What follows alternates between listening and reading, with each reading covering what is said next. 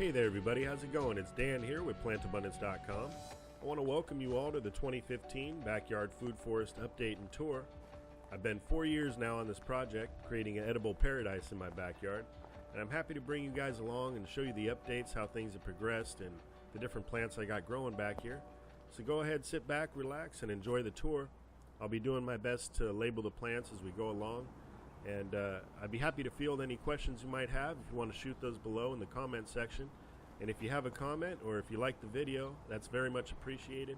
That helps not only me stay encouraged to continue to make these videos, but it also helps others to find the information and learn how to grow their own food and become more self-sufficient. So as we begin the tour here, this is the very beginning of where the plantings start, and you can see back in the corner there I've got this temporary shed. My vision, in fact, is to have a yurt, at least 1,000 gallon water tank back there, and possibly a pond or a fish pond here in front. So for that reason, this area for the most part has been left undeveloped with that in mind.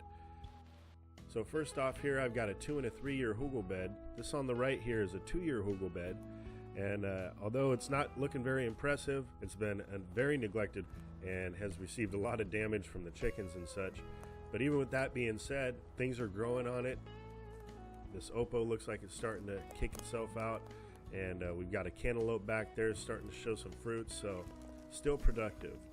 As I pan around over to this 3-year hugel bed, you can see a lot of abundance taking place here. I'm becoming a big fan of all things vining when it comes to planting out the hugel culture. They create that living mulch, helping to retain moisture, and you can see I've got a huge Armenian cucumber kind of tucked in back there. I'm going to have to get to that in a little bit. And we've just been getting a huge harvest of cucumbers, which I only have planted in the hugel cultures. Here I've got a couple cantaloupes starting to grow out. Just really happy with the way this hugel bed's turned out. And again, the vining plants seem to do very well. The winter squashes, summer squashes. Here you can see a zucchini, and we've been harvesting many zucchinis daily off of these hugel cultures. Abundant amount of zucchinis. Here's a watermelon vine, little fruits starting there. Probably won't make it to full maturity, but still fun to include into the hugel culture nonetheless. And here at the end you can see I've got this moringa tree, and this was planted last year. It died off in the winter. We weren't sure if it was going to come back because it was not very mature, the first year's growth, but not only did it come back, came back with about 4 or 5 shoots. And now that's starting to take off. We've got 2 more months of growth. Got the solar cooker going today with some brown rice for tonight's meal. And as I pan back around over to the chicken coop side, you can see the hop vine trellis that's trellising up into the fruitless mulberry tree. Here I've got some Cascade hops, and I'll be using these into some home brew. And also as a sleep aid if I ever need that. You can steep these in hot water and they help to drift you off to sleep. Now the backdrop to this big fruitless mulberry was here prior to me starting the project, so I've embraced the tree, and you can see the banana tree thriving back there.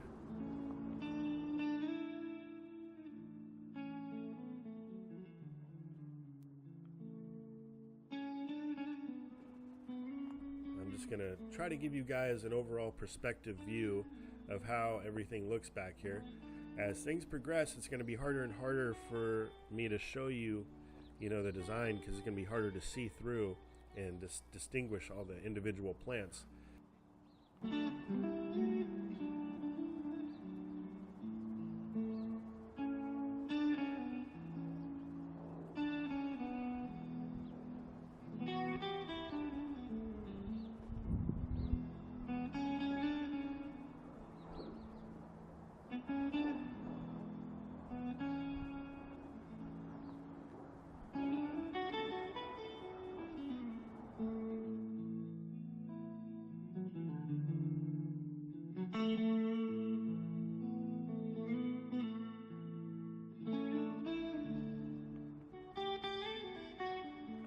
Here's a 1-year hugel culture bed. I made a video on how it is I constructed this bed, and it's been an abundant success. I've been extremely happy with everything that's been grown on this bed. Again, lots of Armenian cucumbers. I've got some serrano peppers starting off here. spaghetti squashes growing all over the mound, and we've been eating those.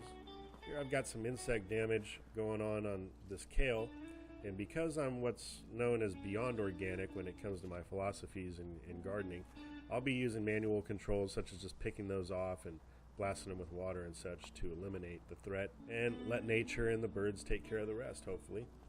Here's a Jerusalem artichoke growing at the base of the hugelkultur. Down at the bottom there, that was a tree kale, and here we've got a tree collard. Actually, there's two tree collards here. This was where the tree collard forest was last year, and I've taken out some of the older tree collards now and replaced that with several moringa trees. I've got 4 or 5 moringa trees back here. This is some amaranth, and surrounding the moringas is this purslane that volunteered itself. This is an edible, highly nutritious herb, and you can see the moringa trees growing right out of that. That purslane makes a nice living mulch. This doesn't seem to negatively affect the moringas at all. And you can see I need some more wood chips back here. Got some brown paper bags and cardboard helping to suppress some of the weeds coming up. Here's one of the tree collard dino kale hybrids. I've got several of them that have successfully taken off now, and some doing better than others, but regardless, they're creating an abundant amount of dark, rich, leafy greens throughout the summer, which is great. Here I've got a loquat tree, and underneath that, in this shady corner, is my worm bin made of cinder blocks and plywood. And to the right here, we've got a couple pear trees. It's 2 trees in one hole, and this is a Comus and also a Harrow Delight pear. Moving forward, we've got a couple plum trees, again, 2 in 1, 2 trees in one hole. And this is a plum cot and a Santa Rosa plum. You can see some annual plants filling in the gaps here. We've got some tomatoes and some eggplants. And then to the left here, I've got some apples. I've got a Honeycrisp apple and also a Fuji apple. Coming back to the right side, we've got some horseradish.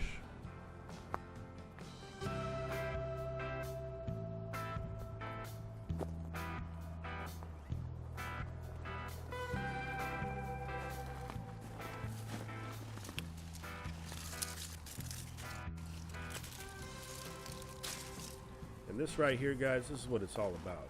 Homegrown tomatoes. Taste delicious, and if you could smell this, oh, delightful. I had a couple more apples that we just passed up there.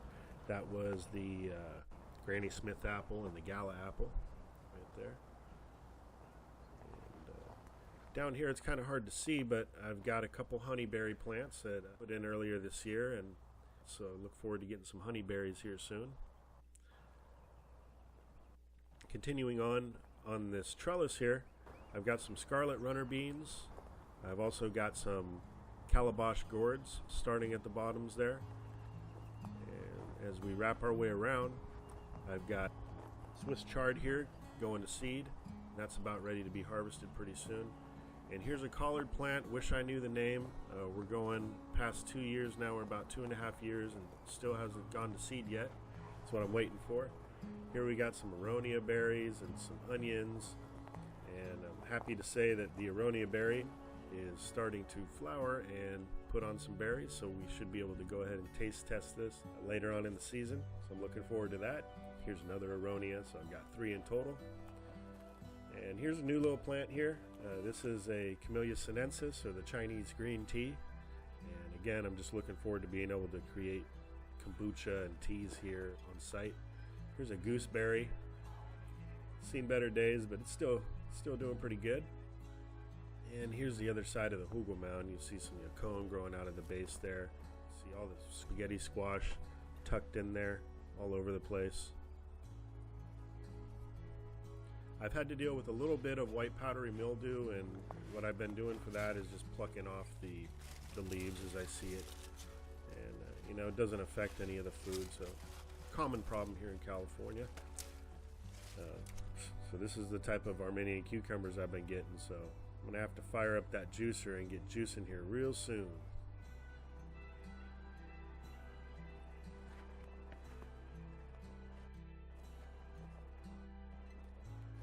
So again, moving forward, this middle centerpiece is kind of a hodgepodge of plants. We've got these walking onions, some marigolds, some wildflowers, some pepper plants. Here's another Swiss chard going to seed. There's going to be something coming in this centerpiece, whether it be a fountain of some sort or just a bench planter. But for now, it's just a hodgepodge of plants. Continuing forward, here I've got the longevity spinach. And here's another tree collard and dino kale hybrid that hybridized itself on the property here. And here's an ashitaba, just getting going. And another tree collard dino kale. And you can just see how it dwarfs the dino kale, and in comparison to the tree collard, the leaves are much more green.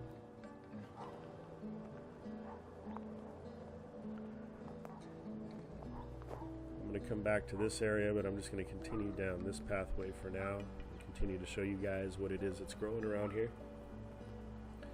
Back in this corner you see more yacon. I've got a fig tree, there's an echinacea there.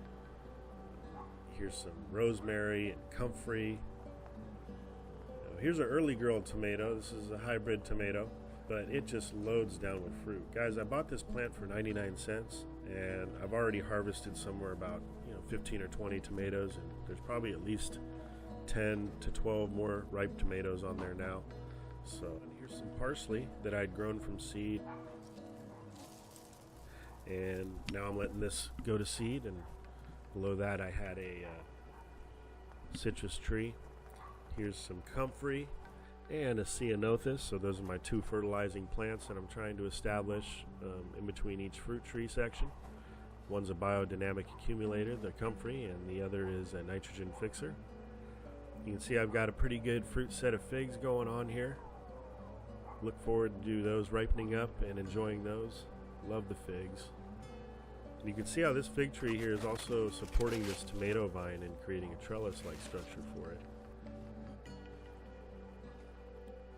So continuing through this pathway here, you can see I've got some more scarlet runner beans and some calabash gourd growing up, and before we know it, this whole trellis will be engulfed with gourds and beans. Here I've got a 12-foot mammoth sunflower. Now this was a volunteer sunflower, so I had grown these last year, and one of the seeds happened to make its way over near the fence line here and popped itself up. And you can see the comfrey at the base of each tree. I've got a black beauty mulberry tree, and here I've got some pomegranate trees, the white variety and the wonderful variety. And as I pan over to the left, I've got this huge white fig that I got at the National Heirloom Expo from one of the vendors there. And back here I've got a pepper plant, and here's another view of the hops going up into the trellis around the banana tree. So as we continue onward, here's another plum tree. You can see I've got the pallet composting station. And here we got the Florida King Peach. This young tree put off quite the harvest of peaches this year. We're very happy with that. They're quite delicious. And next door to that we got an Arctic J, white nectarine. And you'll see the common design in the bottom of this section of ceanothus, comfrey, and goji berries. Following the white nectarine, we got a Bella Gold Pacotum here. And again with the goji berries underneath as a shrub layer. And next to that we got a 4-in-1 peach, and some of the grafts didn't take on this one here, so not sure what we're going to be left with. Following that we've got a Sweet Treat Pluary, which is something I'm looking forward to trying. And after that we've got an all-in-one almond. So this all-in-one almond will go ahead and self-pollinate. No need for 2 almond trees. Here's a hibiscus that can be used for teas. It's got these gorgeous red flowers on it. Continuing on, we've got the Flavor Delight Apium. And here's a tomato plant next to that. This is another early girl. And on this trellis here I've got some wisteria, some scarlet runners going. And whipping the camera around, here is the original tree collard and dino kale hybrid, still living, and I'm getting cuttings off that. Got a couple cherry trees here with the Royal Anne cherry and the black Tartarian cherry. Now here we got some green and red table grapes, and the birds had a field day this year with the grapes. That's okay, I'm willing to share with nature, Speaking of birds, continuing on, I've got some stinging nettles getting established over here and some more sage. You can see I need to do some pruning there. Here we've got a couple of persimmons. We got a hychia and also a fuyu. And nothing over in this area is done exceptionally well, and I think it's because of the berries that are growing on the other side. But that's an avocado, a Mexicola. And here we've got some fennel, and this is the variety that doesn't create the big bulbs at the bottom. Here we've got a couple more figs. We've got a brown turkey fig and also a blackjack fig, and below that we've got a ceanothus. Over here we got some mugwort, and we've got some jasmine and some prickly pear cactus there. The pads are edible, the young pads especially, to make nopales.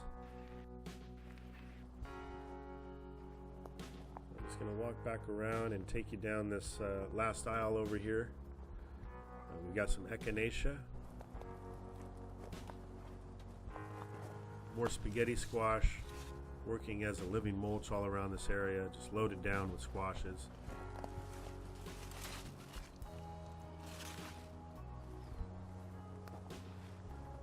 Here we've got a jujube tree. If you've been watching the videos, you saw I just put these in the ground bare root a few months back. And of course, ceanothus to nitrogen fix it.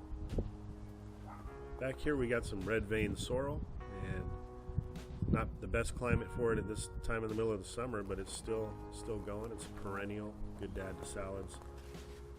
Check out that spaghetti squash, it's going to be huge. Another ceanothus and another variety of jujube.